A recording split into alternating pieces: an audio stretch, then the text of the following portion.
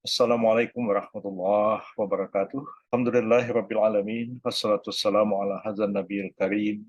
Habibina Muhammad wa ala alihi washabbihi ajmain. Wattabi'in wa tabi'it tabi'in wa man tabi'ahum bi ihsanin ila yaumiddin. Wa alaina ma'ahum bi rahmatika ya arhamar rahimin. Qala Allah Ta'ala fi kitabihil karim. A'udzu billahi minasyaitonir rajim. Bismillahirrahmanirrahim. Ya ayuhan nasu ubudu rabbakum alladzi khalaqakum walladzina min qablikum la'allakum tattaqun. Shadaqallahul azim. Yang saya muliakan Ketua Majelis Syuro Partai Bulan Bintang, Saudara Sekretaris Majelis Syuro Partai Bulan Bintang, dan segenap anggota Majelis Syuro DPP Partai Bulan Bintang yang hadir pada kesempatan yang berbahagia ini.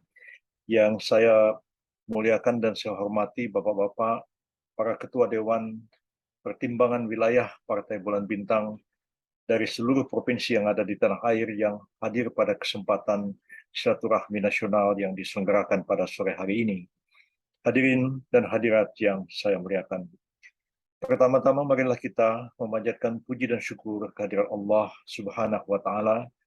Pada sore hari ini tanggal 6 Agustus 2022, kita bersama-sama dapat berkumpul di Jakarta, baik yang datang secara langsung maupun secara daring, untuk mengikuti silaturahmi nasional Majelis Syuro Partai Bulan Bintang yang diselenggarakan di Hotel Sofyan, Jakarta pada hari ini dan esok hari insya Allah. Mudah-mudahan kegiatan ini dapat terlaksana dengan sebaik-baiknya, dan mudah-mudahan pula Bapak-Bapak dan Ibu para peserta Silaknas berada dalam keadaan sehat walafiat dan senantiasa pula berada di bawah lindungan Allah Subhanahu wa Ta'ala. Pertemuan kali ini saya anggap sangat penting oleh karena Majelis Syuro berkumpul di Jakarta untuk membahas satu tema yang sangat fundamental bagi kehidupan sebuah partai politik, yaitu membahas tentang tafsir asas Partai Bulan Bintang dan posisi partai yang ingin ditempatkan sebagai partai tengah di antara partai-partai politik, baik partai-partai nasionalis maupun partai-partai Islam yang ada di tanah air kita ini. Saya menganggap persoalan ini adalah persoalan yang fundamental oleh karena persoalan ideologi itu adalah persoalan yang sangat mendasar bagi sebuah kehidupan partai politik. Oleh karena yang membedakan sebuah partai dengan partai yang lain itu sebenarnya terletak pada ideologinya, terletak pada programnya, dan terletak juga pada taktik dan strategi yang mereka terapkan di lapangan. Sebagai sebuah partai politik, mustahil partai itu tidak mempunyai ideologi. Oleh karena partai itu didirikan oleh sekelompok orang yang mempunyai pikiran yang sama, mempunyai cita-cita yang sama, mempunyai tujuan yang sama. Dan karena itulah mereka berhimpun bersama-sama dengan kesadaran bersama membentuk sebuah partai politik untuk mencapai sebuah tujuan. Kita berasumsi bahwa masyarakat itu adalah majemuk, masyarakat itu beragam-ragam, berbeda-beda satu sama lain, dan tiap-tiap kelompok dalam masyarakat itu ada yang lebih dipentingkannya dibandingkan dengan kelompok-kelompok yang lain. Ada yang lebih diutamakan, ada yang lebih dikedepankan oleh mereka, dan ada yang lebih diperjuangkan dengan gigih oleh mereka dibandingkan dengan kelompok-kelompok yang lain.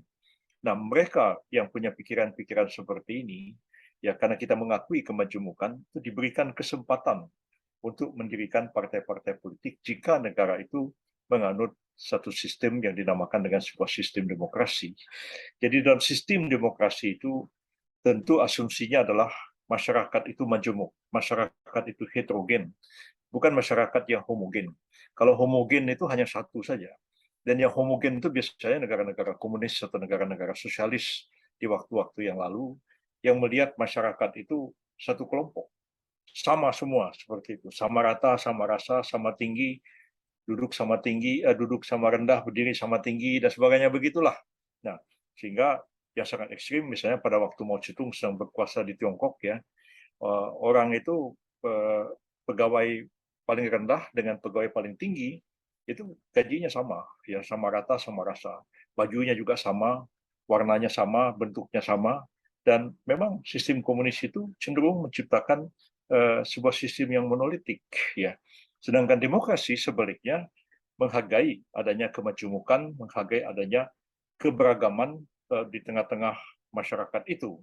Dan saya kira Islam kalau dihadapkan kepada yang monolitik dan yang mengakui heterogenitas, tentu Islam lebih dekat kepada paham yang menghargai heterogenitas atau kemajemukan itu. Di dalam Al-Quran berulang kali disebutkan pertama-tama terkait dengan masalah Allah SWT menciptakan manusia itu bersuku-suku dan berbangsa-bangsa, ya supaya mereka saling kenal mengenal satu sama lain, tapi diingatkan bahwa mereka yang paling mulia di sisi Allah adalah mereka yang paling bertakwa. Dan disebutkan juga di dalam Al-Quran bahwa salah satu tanda dari kebesaran Allah adalah Dia menciptakan adanya keragaman warna kulit dan bahasa di antara umat manusia itu. Nah, di samping itu juga Islam mengakui adanya agama-agama yang berbeda-beda di tengah masyarakat ini. Ya, di dalam Al-Quran disebutkan mereka yang diutus nabi-nabi kepada mereka, mereka yang digolongkan sebagai kelompok ahli kitab, ya kaum Yahudi dan kaum Nasrani, dan mereka yang disebut kelompok sebagai kelompok Sabi'in yang disebutkan di dalam Al-Quran, ada kelompok orang-orang musyrik, ada kelompok kaum kafirin, dan segala macam. Itu semua disebutkan di dalam Al-Quran yang menunjukkan bahwa Al-Quran memang mengakui adanya keragaman di antara manusia itu. Ya, walaupun manusia itu secara fitriah, secara naluriah mengakui keberadaan Tuhan, tapi ada juga ya kelompok-kelompok dalam masyarakat yang mengatakan bahwa sesungguhnya kita ada di dunia ini tidak ada yang menciptakan kita. Kita hidup dan kita mati, semua itu hanya karena perjalanan waktu. Jadi juga diakui semacam adanya kelompok-kelompok yang ateis, yang tidak mengakui keberadaan Tuhan dalam pikiran-pikiran mereka. Ya. Dalam sejarah filsafat, ateisme itu ada dua kategori, yang disebut dengan ateisme filosofis dan ateisme politik. Ya. Kalau ateisme filosofis itu orang berargumentasi dan menyusun argumen, ya, bahwa Tuhan itu memang tidak ada. Nah, kalau ateisme politik, ya mungkin dia menganggap Tuhan itu ada atau tidak ada, tapi secara politik dia menganggap bahwa Tuhan, agama itu tidak perlu. Dan mereka cenderung untuk menindas agama. Biasanya komunisme karena bertolak dari paham materialisme, akhirnya menolak spiritualisme dan juga menolak Tuhan dan cenderung untuk menolak keberadaan agama-agama. Walaupun di banyak negara, ya seperti juga di masa lalu di negara kita, seperti dalam pidato-pidato tokoh-tokoh PKI di Konstituante, baik DN Aidit, Nyoto, dan lain-lain, itu mengakui sila ketuhanan yang Maha Esa sebagai sila pertama dari Pancasila. Ya, tapi kita semua tahu bahwa Tuhan, apa itu, pengakuan terhadap ketuhanan, kata Aidit, itu bukan Tuhan dalam artian agama, tapi Tuhan dalam artian politik. Dan kita tahu bahwa dalam dunia komunis bahwa kemerdekaan beragama, jadi Aidit mengatakan kita menerima sila ketuhanan yang Maha Esa itu intinya adalah kemerdekaan beragama. Ya, kemerdekaan beragama itu dalam tafsir orang komunis artinya ya bebas beragama, tapi bebas juga untuk tidak beragama. Ya, bebas mempropagandakan agama, tapi juga bebas untuk mempropagandakan kegiatan-kegiatan anti agama. Itu tafsir dari orang-orang PKI di Konstituante dulu terhadap ya, sila ketuhanan yang Maha Esa di dalam Pancasila. Dan karena itu orang PKI itu juga menerima Pancasila, tapi dia punya tafsir sendiri tentang ketuhanan yang Maha Esa itu. Nah, kita memang mengakui adanya kemajemukan, mengakui adanya keragaman dan kecenderungan-kecenderungan yang berbeda. Ya, bahkan dari satu komunitas yang sama, itu bisa juga ada kecenderungan-kecenderungan yang berbeda. Ya, di kalangan satu etnik tertentu, di kalangan orang Jawa atau orang Minang, mungkin ada punya pikiran-pikiran yang berbeda juga. Bahkan di dalam agama pun, ya, di antara sesama Muslim itu bisa juga ada kecenderungan-kecenderungan yang berbeda. Pemikiran tafsirnya satu dengan yang lain dalam melihat persoalan-persoalan yang mereka hadapi dalam kehidupan di dunia ini.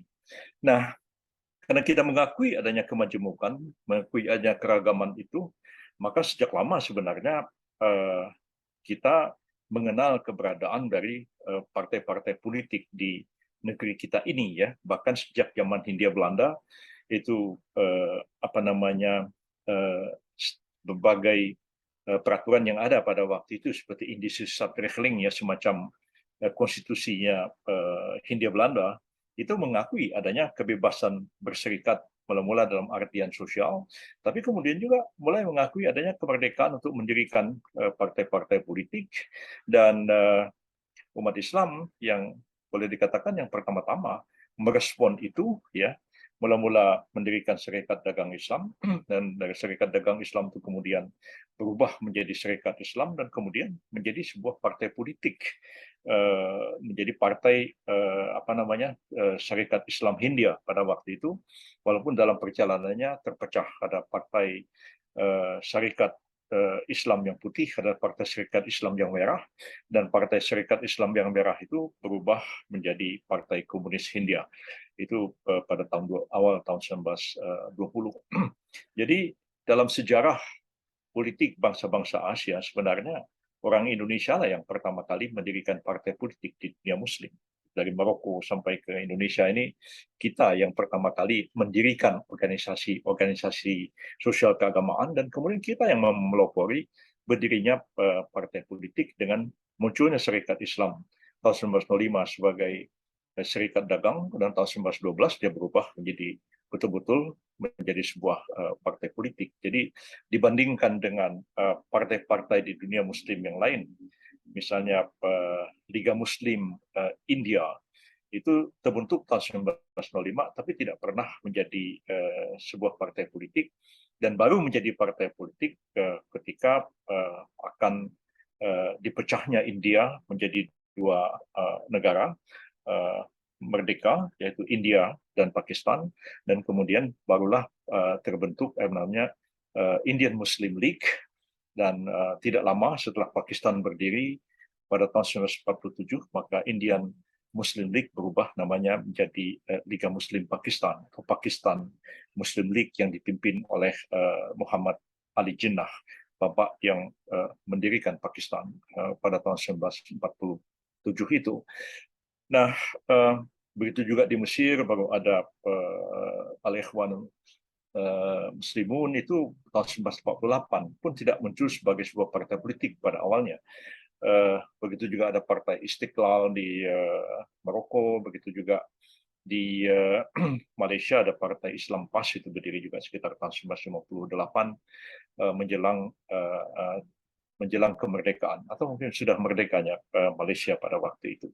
Jadi sebenarnya kita yang pertama kali sebenarnya melopori berdirinya partai sebagai alat perjuangan politik setelah sekian lama barangkali para tokoh-tokoh bangsa kita lelah berjuang dengan kekerasan bersenjata, dengan mengorganisir perlawanan-perlawanan bersenjata di mana-mana, tapi juga tidak berhasil mengenyahkan penjajah, dan mereka mulai mencari modus-modus baru dengan mendirikan partai-partai politik dalam bentuk syarikat Islam itu. Nah, setahu saya istilah tafsir asas itu pertama kali digunakan oleh Haji Omar Said Cokro Aminoto. Yes, tafsir asasnya Partai Syarikat Islam Indonesia, yang dalam perjalanannya kita tahu mengalami keterpecahan, pernah menjadi penyadar, ya, kemudian pada tahun 1945 dalam Kongres Umat Islam di Jogja pada waktu itu bersepakat untuk mendirikan hanya satu partai politik yang disebut dengan Partai Politik Islam Indonesia, dalam tanda kutip Masyumi pada waktu itu. Dan lagi-lagi istilah tafsir asas itu muncul dalam Masyumi pada tahun 1952, ya, jadi 7 tahun setelah Masyumi berdiri, barulah memikirkan tentang rumusan tafsir asas dari Partai Masyumi itu sendiri. Jadi kalau Serikat Islam sudah tahun 30-an ada itu, tapi Masyumi itu baru tahun 1952 mempunyai tafsir asasnya. Walaupun pada tahun 1945 Masyumi itu jelas mengatakan dia adalah partai Islam, dan tujuan dari berdirinya Masyumi pada tahun 1945 itu dalam anggaran dasarnya disebutkan bahwa tujuan Masyumi adalah tegaknya kedaulatan negara Republik Indonesia dan agama Islam. Itu tujuan Masyumi tahun 45. Tahun 1992 baru seiring dengan adanya tafsir asas, baru tujuan Masyumi itu mengalami perubahan redaksional dan substansial, ya. Tujuan Masyumi adalah dirumuskan sebagai tegaknya ajaran dan hukum Islam dalam kehidupan orang perseorangan, masyarakat dan negara. Jadi itu sebenarnya baru tahun 1952. Tapi posisi Majelis Syuro, kalau saya banding anggaran dasar Masyumi tahun 45 dan anggaran dasar Masyumi tahun 1992, itu tidak pernah mengalami satu perubahan yang berarti, walaupun di banyak buku yang ditulis oleh kalangan NU mengatakan bahwa ada perubahan status Majelis Syuro Masyumi tahun 45 dan tahun 52, sehingga ulama-ulama itu tidak lagi memainkan satu peran penting. Jadi kalau kita lihat di NU, memang Majelis Syuriah itu memang yang memutuskan segalanya, merumuskan segalanya. Nah, dan itu Majelis Tanfidiyah itu hanya tanfiz, yang melaksanakan apa yang guideline, apa rumusan yang dibuat oleh Majelis Syuriah NU. Tapi Majelis Syuro Masyumi tidak seperti itu kedudukannya. Majelis Syuro itu lebih merupakan satu lembaga penasehat, lembaga pertimbangan, dan bertugas untuk juga memberikan fatwa-fatwa terkait dengan ajaran dan hukum Islam di tengah-tengah masyarakat. Dan karena itu Majelis Syuro Masyumi yang pertama tahun 45 itu diketuai oleh Kiai Haji Hashim Asy'ari, dan ketika beliau wafat digantikan oleh Kiai Haji Wahab Hasbullah sampai tahun 1952, dan tahun 1952 itu digantikan oleh Kiai Haji Ahmad Azhari setelah NU nyatakan keluar dari Masyumi. Tapi kedudukan Majelis Syuro itu tidak pernah mengalami satu perubahan yang berarti dari anggaran dasar Masyumi tahun 45 dan anggaran dasar Masyumi tahun 1952. Silakan yang mau studi tentang Masyumi coba dibaca. Anggaran dasar Masyumi itu dimuat oleh Koran Kedaulatan Rakyat ya pada tanggal 9 November tahun 1945. Jadi itu otentik, hanya 2 hari sesudah muktamar itu dimuat anggaran dasarnya utuh, hanya ada 11 pasal. Dan tahun 52 baru meluas anggaran dasar dari Partai Masyumi itu. Nah, pada tahun 1952 itulah Pak Natsir ditugasi oleh pengurus besar Masyumi untuk merumuskan tafsir asas Masyumi sebagaimana Cokro Aminoto dulu merumuskan tafsir asas dari syarikat Islam.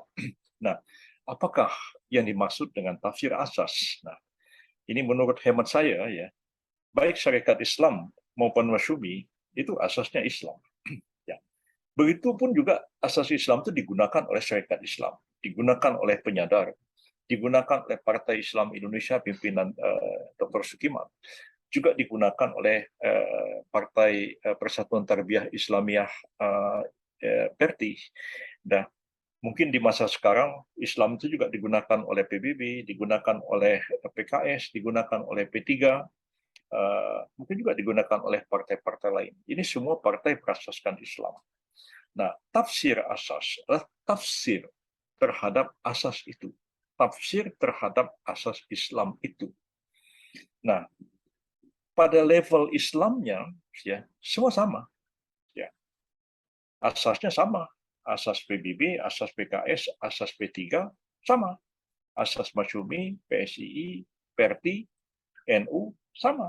Nah, tapi kalau kita lihat bagaimana mereka menafsirkan Islam, nah, untuk dijadikan sebagai satu pedoman perjuangan, atau lebih tepat dikatakan, bagaimana mereka menafsirkan Islam menjadi ideologi partai. Itulah yang dimaksud dengan istilah tafsir asas. Dan di situ kalau kita coba bandingkan, pasti ada perbedaan. Ada perbedaan antara tafsir asas Masyumi dengan tafsir asas PSII, tafsir asas PII, Partai Islam Indonesia, tafsir asas penyadar, tafsir asasnya PERTI. Kalau sekarang dibanding misalnya dalam dokumen partai P3, PBB, PKS sebagai satu contoh, dilihat bagaimana tafsir mereka terhadap Islam yang menjadi ideologi partai. Jelas ada perbedaan-perbedaan penekanan, stressing. Jadi basicnya sama, fundamennya sama. Nah, ketika mengimplementasikannya, mungkin terjadi perbedaan-perbedaan. Dan disitulah sebenarnya saya mengatakan tafsir asas itu, kalaulah boleh disebut, tafsir asas itu adalah ideologi partai. Nah, Islam itu sendiri jelas bukan ideologi. Ya, ada orang-orang mengatakan Islam itu ideologi. Ya, Ideologi kamu apa? Ideologi saya Islam. Mengatakan Islam itu ideologi itu satu kontradiksi intermenis, satu pertentangan makna. Ya.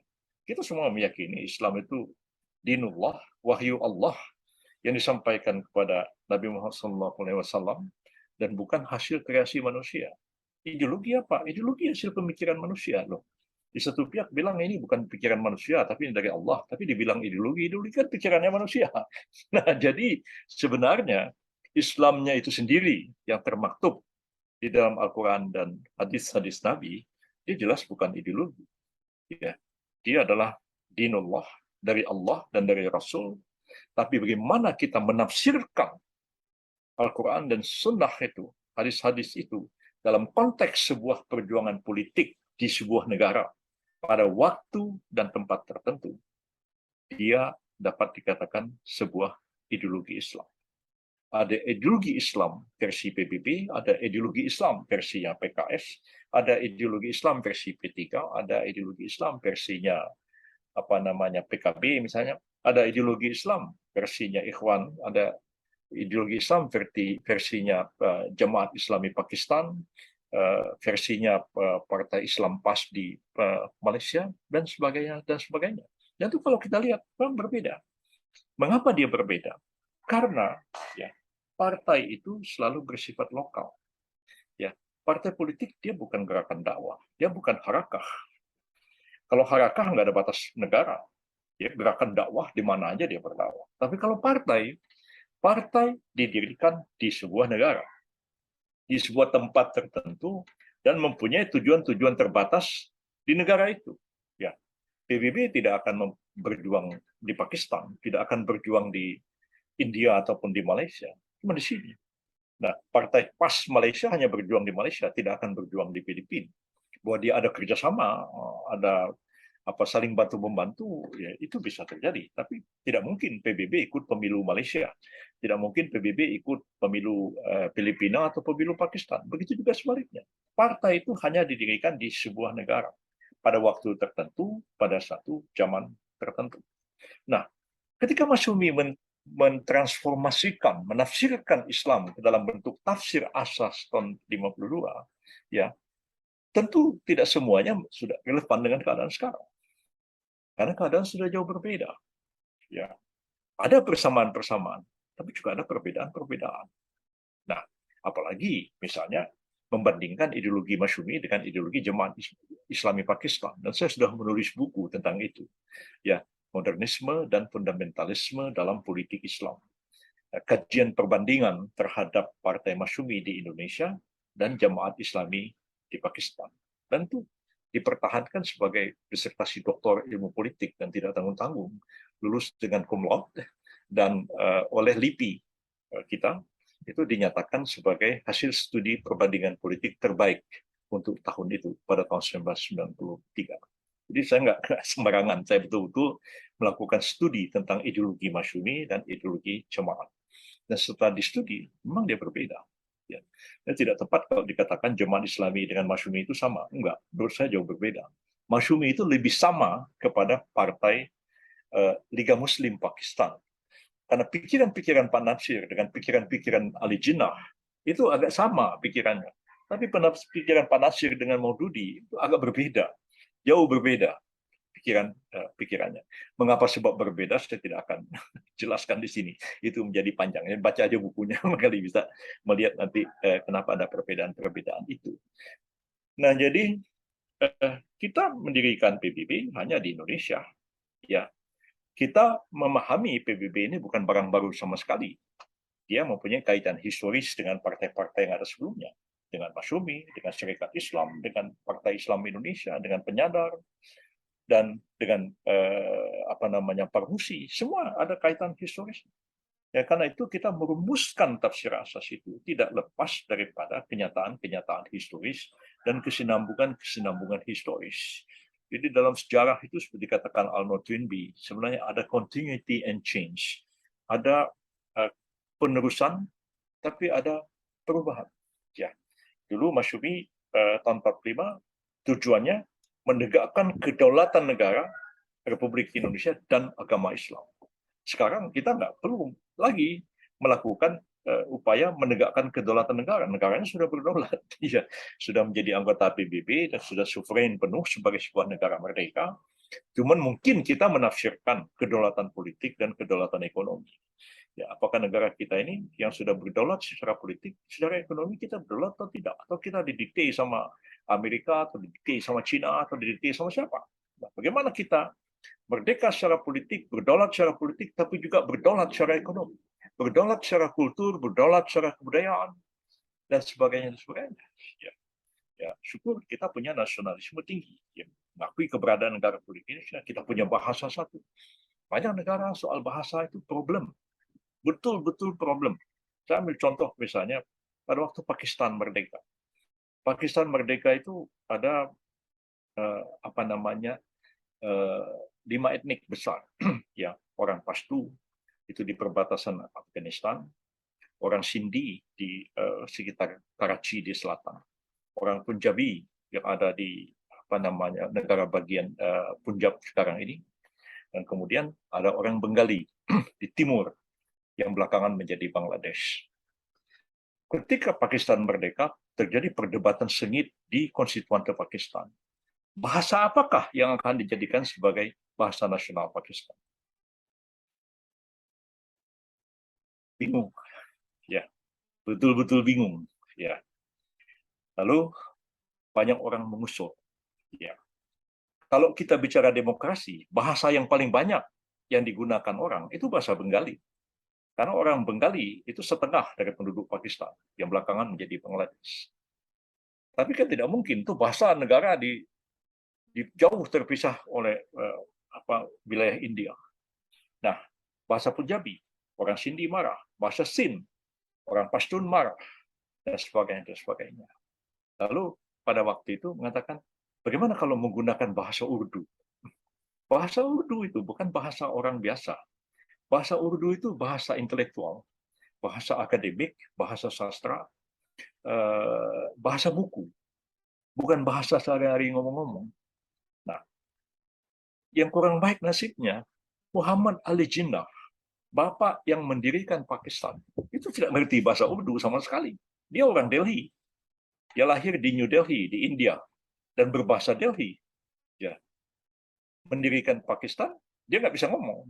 Maka Ali Jinnah berpidato di mana-mana menggunakan bahasa Inggris. Jadi itu ironi pada Pakistan. Bagaimana Said Abdul Alam Maududi? Said Abdul Alam Maududi mengatakan, karena Pakistan akan menjadi sebuah Islamic State, maka bahasa nasional Pakistan adalah bahasa Arab. Lebih-lebih nggak dimengerti oleh orang Pakistan. Seberapa banyak orang Pakistan yang mengerti bahasa Arab? Nah, jadi kita lihat kita nggak. Kita sudah menjadikan bahasa Indonesia sebagai bahasa pemersatu, bahasa nasional, bahasa intelektual keagamaan Islam sebelumnya, bahasa persuratan. Walaupun kalau secara demokratis mestinya bahasa Jawa jadi bahasa Indonesia karena digunakan oleh paling banyak orang di Indonesia, kedua bahasa Sunda. Ya. Tapi yang dipakai bahasa Melayu, bahasanya orang Riau, orang Kepulauan Riau, orang Belitung gitu, orang Pontianak, orang Kendawang. Bahasa itu yang dijadikan sebagai bahasa itu diterima sebagai suatu bahasa Indonesia. Nah, jadi kira-kira seperti itu. Dan kita persoalan bahasa selesai, persoalan bahasa selesai, semua selesai. Malaysia sampai hari ini bahasa Melayu jadi bahasa nasional, tapi orang Malaysia menterinya aja kalau ngomong di TV sekalimat dua kalimat langsung pakai bahasa Inggris lagi. Nah, Singapura konstitusinya mengatakan bahasa Melayu adalah bahasa nasional Singapura. Ya, lagu kebangsaan Singapura itu pakai bahasa Melayu. Majulah Singapura. Ya. Jadi saya pernah sebagai pejabat waktu datang ke Singapura dan disambut upacara militer, kemudian mengatakan angkat senjata, siap. Saya pikir kok tentara Singapura ini aba-abanya pakai bahasa Melayu. Jadi kan tidak pakai menggunakan bahasa Inggris. Jadi seperti itu. Tapi bahasa Inggris tidak pernah jadi bahasa dagang atau bahasa akademik di Singapura. Bahasa Melayu tetap menjadi sebuah bahasa etnik. Nah, kita di Indonesia ini ya berkewajiban untuk kemudian sebagai partai PBB merumuskan tafsir asas. Bagaimana versi PBB, bagaimana transformasi PBB terhadap Islam. Nah, dan apa program-program PBB? Apa yang kita utamakan? Bagaimana sikap kita melihat kemajemukan? Bagaimana sikap kita melihat konflik-konflik yang terjadi di kawasan. Bagaimana konflik-konflik global, bagaimana hegemoni global. Ya, pagi ini bisa terjadi perang di Ukraina, ya, tapi juga terjadi ketegangan di Cina gara-gara ketua DPR Amerika Serikat berkunjung ke Taiwan dan Cina marah. Dan hari ini kita melihat Cina latihan militer besar-besaran di Taiwan. Kalau Taiwan dibom dan Amerika bereaksi, pecah perang baru di kawasan Asia Tenggara, itu Anda bisa membayangkan bagaimana rupiah itu akan terjerembab, ya, dan bagaimana ekonomi kita akan habis, ya. Begitu juga negara-negara Asia Tenggara yang paling dekat dengan mereka itu adalah Filipina, yang akan mengalami masalah-masalah. Bagaimana kita menyikapi persoalan ini? Bagaimana kita melihat persoalan otonomi daerah? Nah, bagaimana persoalan kita terhadap demokrasi?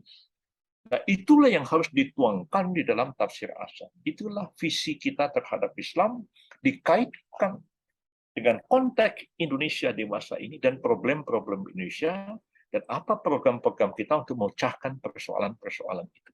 Itulah tafsir asas dan nanti dituangkan dalam program partai. Nah, ini semua sebenarnya tugas Majelis Syuro merumuskan itu. Saya memberikan masukan-masukan saja dan nanti kemudian itu disahkan misalnya oleh sidang Dewan Partai atau disahkan oleh Muktamar sebagai ideologi partai yang resmi, dan ini program-program partai untuk jangka waktu 5 tahun, 1 tahun, atau untuk jangka panjang 25 tahun ke depan. Nah, saya sudah mendengar kemarin apa yang disampaikan oleh Pak Ketua Majelis Syuro, Pak Masrur, bahwa PBB ini mau menempatkan dirinya sebagai partai tengah. Nah, saya menangkap partai tengah itu partai yang umatan wasatan, umat yang berada di tengah-tengah. Ya. Kalau Ayatullah Khomeini mengatakan la syarqiyah wala gharbiyah, jumhuriyatul islamiyah. Jadi tidak barat, tidak timur, Republik Islam. Itu slogannya Khomeini. Mungkin ada benarnya juga, walaupun dalam konteksnya Syiah, begitu ya. Jadi kita, Al-Quran sendiri pun mengatakan bahwa kita ini adalah umat yang umatan wasatan, umat yang berada di tengah-tengah, tapi juga dikatakan umat yang terbaik.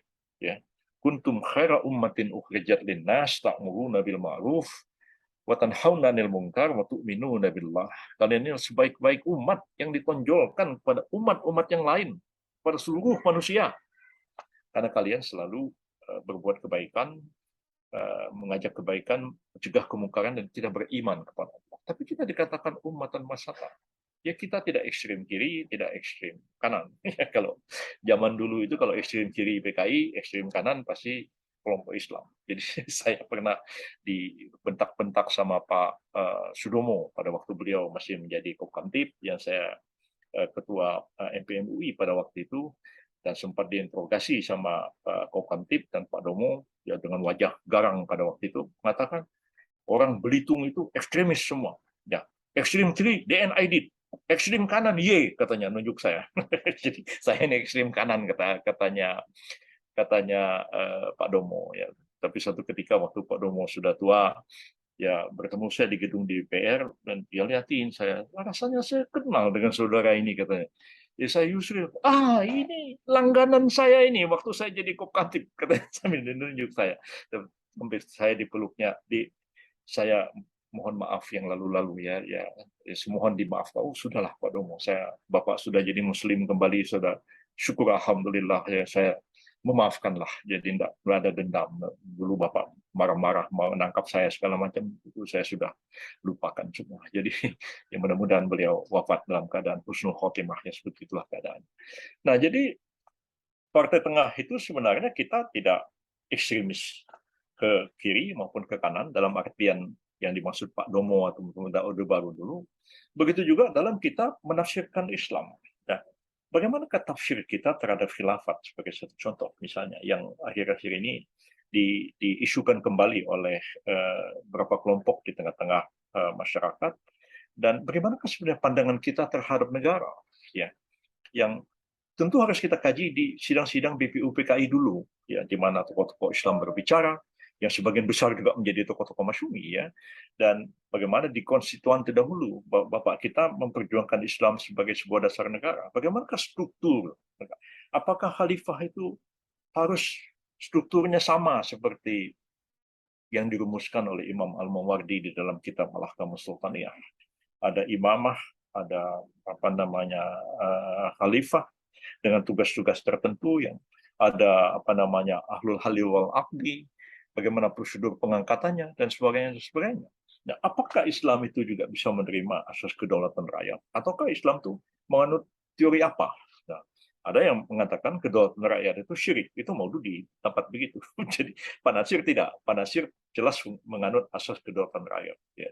Tidak berarti bahwa kalau kedaulatan rakyat itu orang bisa menyingkirkan apa yang dikatakan oleh sesuatu yang sudah pasti di dalam Al-Quran. Ya, Pak Nasir mengatakan ya ada majelis DPR tempat kita bermusyawarah, memusyawarahkan apa yang patut-patut dimusyawarahkan.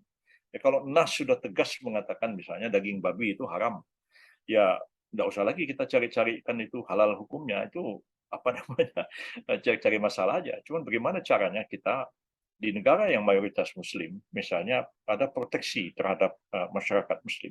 Ya, jangan sampai sembarangan ada restoran buka, ya campur aduk, ada babi, ada lain-lain, sehingga orang Muslim masuk ke situ bisa ragu-ragu atau bisa salah makan. Dikasih sosis, nah nggak dijelaskan. Jadi pikir sama yang makan nih sosis ayam atau sosis sapi, tahu-tahunya sosis babi. Nah, hal-hal begitu itu perlu dimusyawarahkan, menyusun undang-undang tentang perlindungan konsumen, khususnya konsumen umat Islam. Bagaimana baiknya? Nah, itu kita bicarakan. Apakah kita perlu sertifikasi halal atau perlu sertifikasi haram? Ini ke soal ya. Apa namanya? Di negara kita ini ribut sertifikasi halal ya, antara MUI dengan Pak Menteri Agama sekarang. Saling tuding menuding satu dengan yang lain. Nah, kalau saya perhatikan misalnya di negara-negara lain yang termasuk yang paling sekuler, Australia atau Filipina, yang tegas mengatakan negaranya negara sekuler, dan agama itu di Filipina tidak dibantu oleh state budget, nggak boleh, karena Filipina adalah negara sekuler, konstitusinya bilang begitu. Tapi kalau kita masuk ke supermarket, di counter ditulisnya tuh halal meat, daging halal atau halal chicken. Udah ada konternya begitu. Ya, jadi kalau kita mau beli daging sapi, ya beli aja di situ yang udah tulisan halal meat. Karena memang orang Islamnya cuma 8%, jadi sedikit. Nah, jadi yang halal itu yang dikasih label. Tapi kalau Indonesia ini, orang Muslimnya mayoritas. Nah, yang kita perlukan label halal apa label haram? Kalau setiap makanan itu harus dikasih label halal, ya repot juga kita. Tapi kalau dikasih label haram, itu lebih sederhana. Jadi kalau orang ada corned beef, ya ada corned pork misalnya. Jadi daging babi yang dikasih jagung, dikasih aja gambar babi situ, atau haram begitu. Jadi orang udah tahu. Kalau restoran ditulis restoran haram, ya orang nggak datang. Kalau di Bali begitu, ya babi panggang haram 100%. Ada tulisannya di Bali. Lihat aja kalau nggak percaya, pergi ke Bali. Babi guling halal haram 100%. Ada tulisannya begitu. Itu betul, ya. Tapi kalau halal kan apalagi restoran Padang harus ditulis restoran Padang ditulis halal. Ini kan tersinggung orang Padang. Masa kita mau bikin satu yang haram di warung kita ini? Walaupun kemarin ada juga orang Cina yang coba-coba jual rendang babi begitu. Saya lihat di Filipina juga ada pok rendang, katanya ditulis pok rendang gitu. Nggak ada aja, saya bilang. Nah, jadi mungkin di negara kita ini kita renungkan bersama, yang kita perlukan label halal atau label haram. Nah, kalau label haram, jadi restoran itu kalau ada ini haram, ya, karena asumsinya semua yang dijual itu halal kecuali yang haram. Maka yang haram itu yang kasih tanda. Nah, maka di Filipina semua yang dijual itu haram. Nah, kecuali yang halal. Maka yang halal itu yang dikasih tanda halal. Begitu. Masa kita ini yang mayoritas malah ngasih tanda halal. Harusnya ngasih tanda haram pada barang yang haram, bukan mengasih halal pada barang yang halal. Nah, itu sebagai satu contoh bagi kita. Jadi banyak hal yang mesti kita bicarakan, bagaimana kita menafsirkan Islam dalam konteks Indonesia pada masa sekarang, dan bagaimana kita mendudukkan diri kita sebagai partai tengah itu. Nah, itu harus dirumuskan secara ideologis, dan saya yakin para ulama di Majelis Syuro paham betul mengenai persoalan ini, dan nanti kemudian juga DPP akan merumuskan garis-garis perjuangan partai, program partai untuk 5 tahun, untuk 1 tahun, yang didasarkan kepada apa yang dituangkan dalam tafsir asas. Dan saya kira itulah maksud kita bertemu pada hari ini Majelis Syuro, untuk merumuskan tafsir asas kita, itu memperbaiki tafsir asas yang ada sekarang, kemudian nanti menyerahkannya kepada muktamar atau sidang dewan partai, dan tugas dari DPP adalah merumuskan program-program partai baik jangka panjang, menengah maupun untuk jangka pendek. Mudah-mudahan apa yang dibahas Majelis Syuro hari ini berhasil dengan baik, dan kami DPP akan menerima hasil rumusan-rumusan itu, dan berterima kasih kepada seluruh anggota Majelis Syuro dan Dewan Pertimbangan Wilayah yang datang dari seluruh tanah air ke Jakarta pada hari ini untuk Silaknas, dan saya berkeyakinan ini bukan sekedar silaturahmi biasa, tapi juga betul-betul memikirkan sesuatu yang kita harapkan dapat kita sampaikan, kampanyekan ke publik. Ini loh PBB. Dia orang tanya nanti, apa beda PBB dengan P3? Apa beda P3 dengan PBB dengan PKB? Apa beda PBB dengan PKS? Kita bilang, ini perbedaan. Nah, seperti itu. Tapi kita tetap menjaga silaturahim dengan sesama partai Islam, juga dengan partai-partai lain yang ada di tanah air. Saya kira itulah yang dapat saya sampaikan. Mudah-mudahan pengantar saya ini ada manfaatnya sebagai masukan bagi Majelis Syuro. Segala kekurangan saya mohon maaf. Yang benar dari Allah, yang salah itu pastilah dari diri saya sendiri. Barakallahu li wa lakum. Wassalamualaikum warahmatullahi wabarakatuh.